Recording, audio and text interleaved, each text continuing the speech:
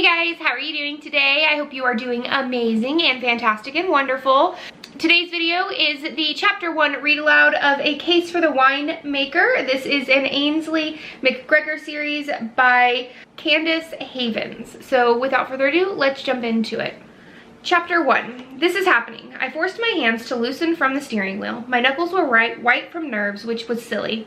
This was an exciting day, or at least that's what I kept telling myself. Tomorrow might be the beginning of a new life, or possibly my biggest failure ever. And trust me, I've had some doozies. This isn't just a new job. What if no one shows up for the grand opening? What if those poor people helping my dream come true don't make any money? They deserve to be recognized for their artistic talents too. If this business is a colossal failure, I'll be laughed out of town. If I fail, I lose everything, I said to George Clooney. When I needed him, he was always there. We'd become close over the past several months. Well, really, since the day we met. He stared at me in the rearview mirror with his one blue eye and one green eye from his favorite position in the middle of the back seat. Then he cocked his head, leaned forward, and licked from my chin to my eyebrow. I should have seen that coming. My giant Great Dane was the friendliest dog on earth. I know that sounds boastful, but it's true. He's never met a stranger, much to my chagrin. George, we've discussed this. No licking. You're a very large dog, and licking is inappropriate at all times. And most definitely do not lick the customers. It's a good thing you're so handsome. After grabbing a tissue from my bag and cleaning my face, I peered up at the large Gothic revival structure that had once been a mill on the end of Sweet River's main street. Look next to quaint little town, and Sweet River will be listed. The stone buildings have so many details, and when I saw the mill had a couple of gargoyles on the pointy roof, well, it was a sign. I'm a big fan of weird, and who doesn't love a gargoyle? After standing abandoned for the last 40 years, it is now Bless Your Art. And I was the owner and proprietor, which meant I was either a genius or doomed. I wanted to open an art gallery, but the old building with its lime-washed walls and 30,000 square feet was more than I had originally had in mind. After talking to a lot of local artisans, I realized I needed to think bigger. One-stop shopping for tourists who came to Sweet River for wine tastings and the mini festivals held in parks behind Main Street. All of my vendors either sold out of their homes or had only had booths at those events. This gave them a chance to sell their wares year-round in one spot with hopefully a lot of foot traffic. When I told my brother, who happened to be the sheriff, what I was thinking about doing, I expected him to tell me I was nuts. But all he asked was if I needed help buying the building. It wasn't easy because I'm not so rich. Or because I'm so not rich, and I made it work. Between my savings and the dirt cheap Texas real estate, I'd gotten the place for a third less, and then I sold my condo for in Chicago, leaving me enough money to restore the old farmhouse my grandmother had left me in her will. My brother and I were raised in Dallas and spent many summers at my grandmother's home. It was an elegant farmhouse with tons of character, but few modern amenities, like central AC. I'd left Dallas directly after high school and went to the windy city of Chicago for college. My brother Greg had stayed in Texas and had worked for the Dallas Police Department after 10 years. He moved to Sweet River and we had drifted apart a bit until I decided to move here. I never thought I'd return, but events had conspired to push me back into the safe arms of my small hometown and family. Converting the old building for the shop, well, that was costly. I couldn't have done it without the help of my future tenants. The tried and true barter system. They'd get free booth space until what I owed them is paid off, and then I'd get 10% of their sales to help cover the cost of utilities and maintenance. It was a bit of a risk, but worth it. They had helped bring my vision to life, and it was beautiful. I'd left the lime-washed brick walls inside and out intact. They just needed a good power washing. The 100-year-old hickory floors we brought back to life. We had all new electric, so it was no longer the dark and dank place it was when I first walked in. Oh, and new plumbing. All the new pipes had gutted the budget, but we needed kitchen areas for demos, and bathrooms in place this big were non-negotiable. It could take hours to meander all around all the booths. At least I hope that's what people would do, because I'd never been prouder of anything in my life. I've been to a few markets like Faneuil Hall in Boston, but none of them were quite like what we'd created here with the local artisans. George Clooney grunted behind me. I know, I said, it is really beautiful. So much better than I'd even had imagined. A tap on the driver's window made me jump. Ainsley McGregor, are you going to open our market so I can finish setting up my booth? Asked Mrs. Whedon. As usual, she was dressed from head to toe in her signature color of avocado green. I sometimes wonder if clothing was still made in that color or if she sewed and knitted them herself. Or are you going to sit in your car and talk to George all day? You know, that might be why you don't have a decent man in your life. Strange behavior, talking to dogs. Men don't like that sort of thing. Like I hadn't seen her sweet-talking George when she thought no one was looking. I gave her a sweet smile. She's kind of fussy, but she has a good heart. A nosy into everyone's business kind of heart, but I adored her when she isn't digging into my love life and why it sucks. Her words, not mine. Good morning, Miss Whedon. I'll get George out and unlock the door for you. I'd been in Sweet River almost a year, and I still hadn't understand why the residents were so interested in my love life. No matter where I went, they felt it perfectly sane to give me relationship advice. I mean, they were sweet about it, but just the same. The last thing I needed right now was a man in my life. Been there, done that. Have the giraffe tattoo to prove it. After unlocking the door, I held it open for Mrs. Whedon, whose booth was full of hand-spun yarn divided into colors. She knitted, crocheted, and taught lessons. Her workshop would kick off this series of events, art classes, cooking demos, book clubs. I'd planned to bring people into the market. I wanted traffic, sure, but I also wanted Bless Your Art to be a hub for creative people in town. Following her in was my friend Michael, who carried a case of wine. Thanks again, Sains, for letting me do the wine tastings this week, he said. Well, you're engaged to my best friend, so it was kind of a no-brainer. I held the door open for him. Besides, it kind of goes along with your furniture, and wine will most definitely be good for sales. The more relaxed the customers are, the more they might buy. We had to get a special license, but in a town this small, it hadn't been that big of a deal. That, and the county clerk was a big fan of Michael's wine. And hello, wine is welcome as far as I'm concerned. There is that, he said. Shannon said to put your lunch ticket in early today. They have a big order for one of the women's groups at First Baptist. Good to know. Shannon was my best friend, and she ran the coffee shop just down the road. Michael had a winery 3 miles outside of town, but they hoped to get tourists interested enough with tastings to take a trip to buy more. He'd won awards, several for the quality, and it was just a matter of time before he hit the big time. Michael's furniture was made out of wine crates, rustic and beautiful in a simple way. There was a reading chair where the arms and bases were bookcases that I'd already had my eye on. What's he doing here? He was glancing out a window at a man I didn't recognize. The guy wore a pinstripe suit and had slicked back hair. I never trusted a man who had used more gel than I do in my hair. And he definitely did not look like a local. He tried the door, then banged on it. I'll be back to pick this up in a minute, Michael said, as he put the case of wine on the check counter and went to the door. Then he went out to say something to the man. I was busy making sure George had settled in on his fancy bed I bought him. He had one at the store and one at home. In addition to being the friendliest dog, he was incredibly lazy and picky about where he put his brittle Great Dane bones.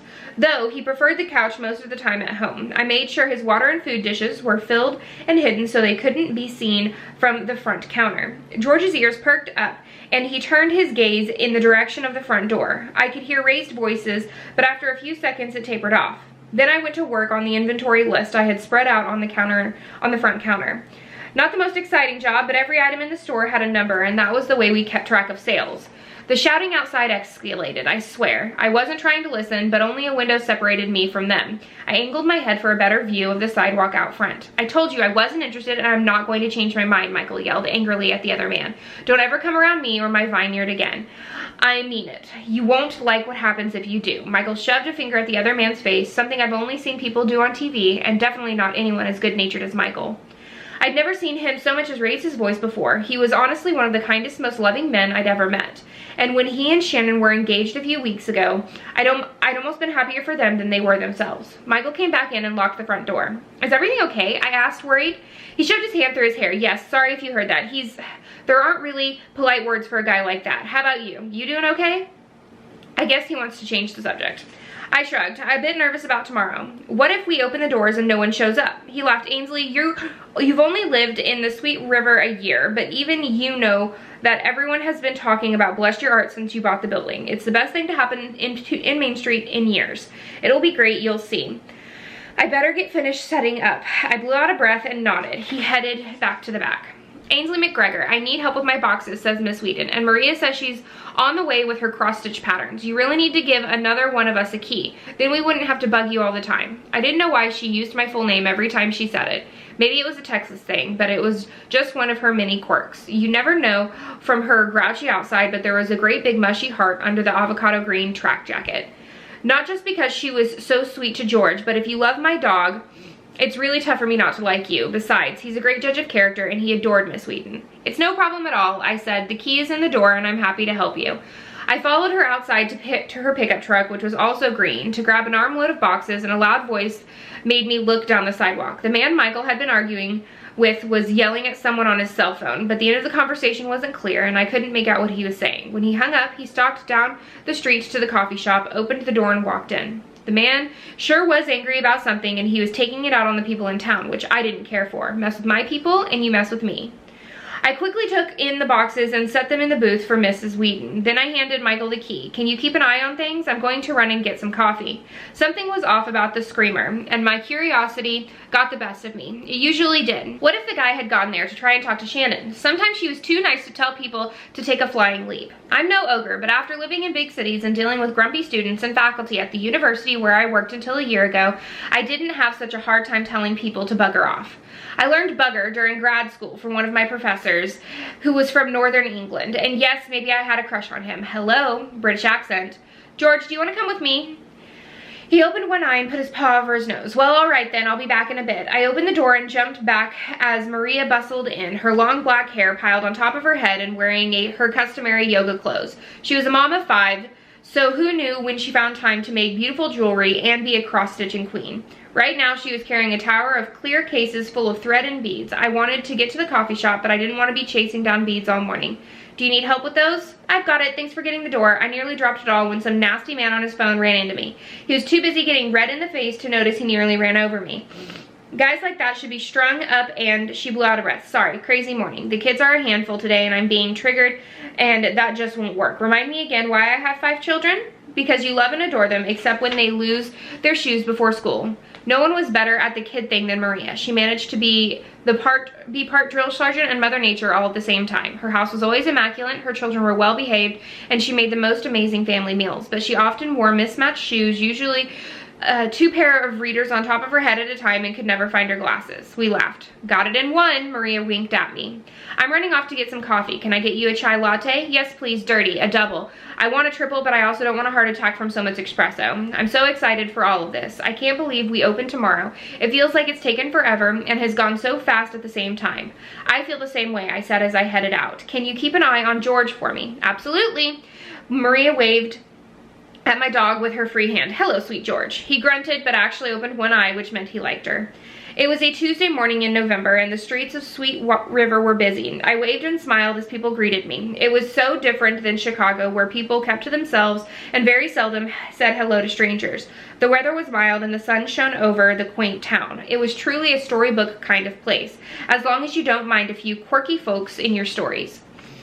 There were posters on some of the windows featuring homecoming and fall festival events. I'd honestly liked Chicago a lot, except for a few scary things that had happened there in the winters. I'd never want to be that cold again. But in Sweet River, I felt a part of something. They accepted me into the community, embraced me with love and support I'd never felt my entire life. Of course, it didn't hurt that my brother and my best friend lived here. I only hoped I didn't fall flat on my face in front of the whole town. Everyone was rooting for me, and I sensed I'd given a new hope to the community that they hadn't had in a very long time. Optimism. And I didn't want to let them down. The bell over the door of the perk rang as I stepped in. The lovely sense of coffee and tea assailed me. I love coffee. Tea is a close second, but coffee is my drug of choice.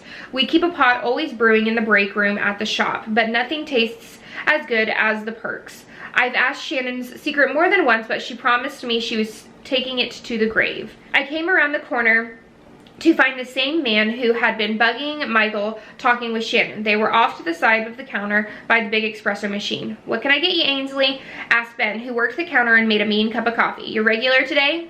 I nodded yes, and a double dirty chai latte for Maria. You know how she likes it. I do. A double shot of espresso for her. With all those kids, I'd need a quadruple. He had a point. Who's that guy talking to Shannon? He frowned. I don't know. She's been trying to get rid of him since he walked through the door. I wasn't sure if maybe I should act all tough guy or something. He nearly knocked Maria down when she turned the corner to go into your place. Ben was a college freshman who was about 6 feet tall, but probably weighed 130 pounds. Shannon had a fierce look, and I had a feeling the stranger wasn't saying anything nice to her. My friend appeared upset, and I wasn't going to let him take advantage of her. I'd had just enough Chicago in me to go toe-to-toe with the biggest and the baddest. I called her over without waiting for a break in conversation. "Hey Shannon, I need to talk to you about the lunch order." It was rude of me to butt in, but no way was I going to let some guy bully my friends. She glanced toward me and waved, but maybe she looked a little grateful in my interruption. "Be right with you." When she turned back to the man, she made a sharp gesture, clearly telling him to get out. Ben set about making my coffee and Shannon came over. "Sorry about that," she said. "Who is that guy? Michael was arguing with him this morning." She looked stricken. Again, he's going to get Michael's blood pressure boiling, and then what am I going to do? She wiped her hands on the rag she had hanging over her shoulder. He's no good, that one. His company wants to do some kind of partnership deal with Michael, but Michael thinks there's something fishy going on, and that jerk dude won't open his books and share figures. The guy gives me the creeps, and he's just too slick. Ugh. Ugh is right. I thought the winery was doing well, I asked. "Oh, it's great. Michael's just been wanting to branch out into different markets, but he can't do sales and run the place. Plus, he really likes making the furniture, so he thought if he partnered with someone who was already distributing, well, you don't want to know all of that. Maybe make sure Michael comes down to get you this afternoon when you close shop. You don't need more harassment." She smirked. "This isn't Chicago, Ames, and I have 4 brothers, 2 of whom are in the NFL. I can hold my own." "Coffee's up," Ben said. He put everything in a carry-all for me. "You nervous about tomorrow?" Shannon asked. She reached over and put her hand on mine. I felt the same way, and it's worked out really well for me. We have more business than we can handle most mornings. You'll be fine. By the time I returned to the store, almost all the booths were filled with people putting out on the last minute touches. They each had 2 walls dividing them from the other spaces, but each one was designed differently. As I stepped up to the counter, which was set a little higher so I could oversee everything, George raised his head. I put the cup of whipped cream that Ben included with every order on the floor for him. "Vroom." "Yes," I snorted. Yum. I sat back to my dog. Then I started working on inventory again. It was almost 7 hours later when I looked up and realized everyone was gone. The sun was going down and it wouldn't be long before darkness set in. "It's 6. How about we take a walk before heading home?" I grabbed George's leash from the hook by the back door to the shop. It wasn't so much that I walked him as he did me. I wasn't the best at getting exercise, but that had changed in the days since George came into my life a few months ago. I'd already lost 2 pounds and my fat jeans weren't cutting into me anymore, and so I wasn't complaining. I'd been eating my feelings for months, so a little exercise wasn't a bad thing. Behind Main Street on the north side of the building was a huge park with Sweet River running through it. There were walking and bike paths, and it had old-fashioned gaslight style lamps that made it almost as bright as at night as during the day. The sidewalks were bordered by gardens. Each tended to be a different group. The open green areas were where many of the town's festivals were held. Handy, since people visiting said events could come through the back entrance into their building. That's why I also had a sign painted on the back. George dragged me toward his favorite tree, but he stepped a few feet away and whined a bit. I hadn't heard him do that before. "George, I need you to hurry it along, buddy. I don't have time for you to be super picky about the tree. Let's get it done." I kept a firm tone with him when we were outside, but I never yelled. He'd pouted for days if I did, and besides, who yells at a big dog? Dumb people. He growled. He'd never done that either, and it wasn't at me, and it was at whatever was on the ground under the leaves. A shiver ran through me. Oh no, that was my internal scaredar. My gut always told me when danger was near and when something wasn't quite right. The night I'd been mugged in Chicago, I'd had shivers just a few minutes before. The same sense of dread I'd experienced then slithered through me now. Whatever was about to happen, I just wanted to run back to the shop and reclaim my happy space. Think logically. There are no muggers in Sweet River. The weather was cooler and creepy crawlies were looking for a place to hibernate. I'd watched enough Discovery Channel to know that they liked leaves to get warm. Could it be a snake? There were tons of leaves piled there. The dog growled again, a deep sort of mean sound. "George?" I tugged gently on the leash, encouraging him to back away. "Please," I whispered. Nerves jangled through me. I was scared he might get bitten. "Back away slowly. I don't want whatever is under there to get to you." He gruffed and sniffed the ground. Then he sat and wouldn't budge. He outweighed me by a good 60 pounds or so. depending on how much chocolate I'd eaten the day before. Stupid dog, the snake was going to strike any second. I pulled him so hard, and as I did, his tail swept across the leaves and something popped out. He moved back then. Sit, George, I said firmly as my heart pounded against my chest. Not a snake, a hand. A very dead-looking hand lay in the leaves, and it was attached to an equally dead-looking arm. So that is the end of the first chapter of A Case for the Winemaker. You can go and check out chapter 2 over on Lisa's channel. I will link that down below. Please give this video a thumbs up and subscribe if you haven't already. And until next time, guys, happy reading. Bye.